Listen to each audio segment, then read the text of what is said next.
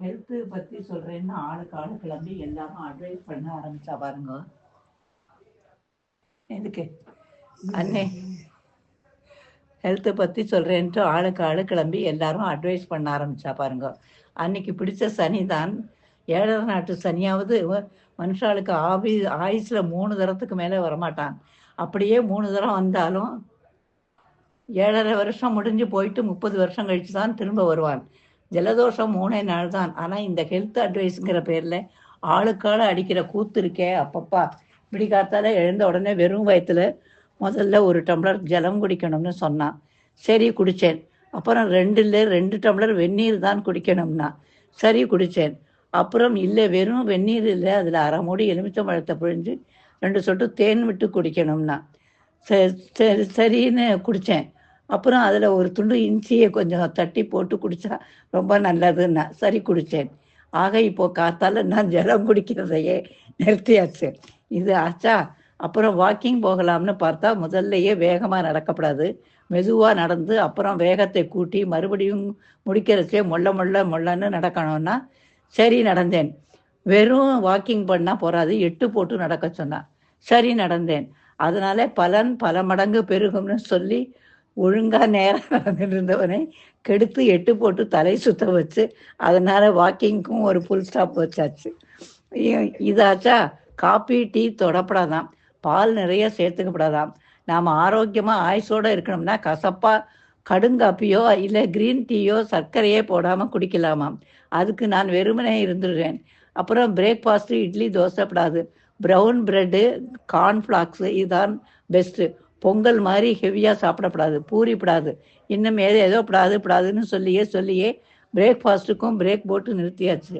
ஆச்சா. இப்போ மத்தியான போஜனம் நிறைய சாதம் சாப்பிடாம அரைகுறையாக வேக வச்ச கறிகாய், கீரை, இல்லைன்னா மைல்டாக பொரித்த கூட்டு, அதிகமாக உப்பு புளி காரம் எண்ணெய் சேர்க்காம நிறைய சூப்பு, வெஜிடபிள்ஸ் சலாடு சேர்த்துக்கலாம்னு சொன்னான். சரி அப்படியே செய்தேன். உருளைக்கிழங்கு, வாழைக்காய், சேனை, சேம்புன்னு பூமிக்கு அடியில் விளையிற எந்த வஸ்துவுமே படாதான். தயிர் அதுவும் கெட்டியாக படாதான். Ice water படாதான்.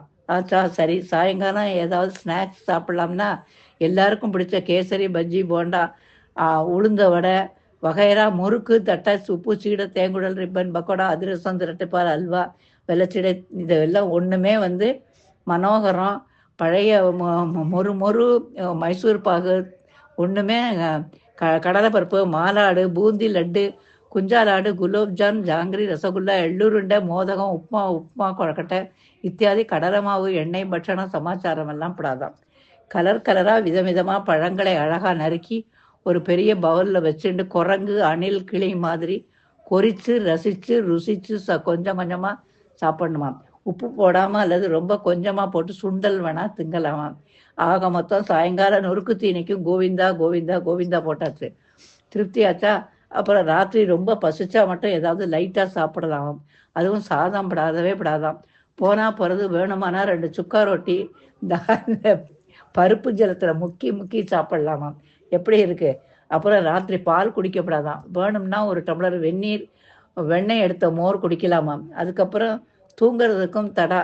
இடது பக்கம்தான் ஒரு கிழிச்சு படுக்கணும், அப்போதான் இதயம் இயல்பாக இருக்கும்னு சொன்னான். சரி படுத்தேன்.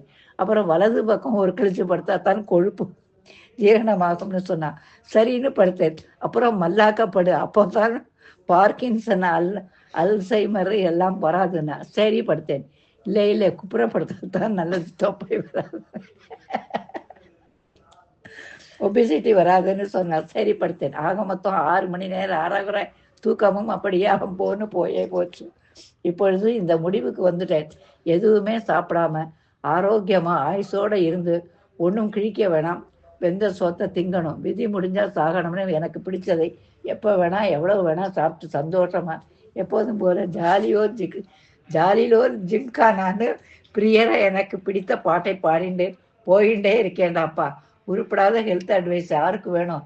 அடுத்த தடவை இந்த ஹெல்த் அட்வைஸரை கண்டால் சகல கையில் ஜமக்காலமும் கட்டையுமா காத்துன்னு இருக்கேன்.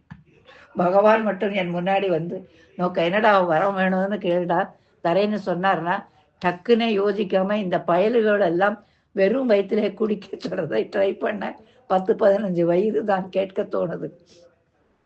என்னவோ போடா மாதவா, அந்த பகவானும் நம்ம முன்னாடி வர்ற மாதிரி தெரியல. இந்த பயல்களும் நம்மை விடுற மாதிரி தெரியல. திருசங்கு சொர்க்கம் தான்.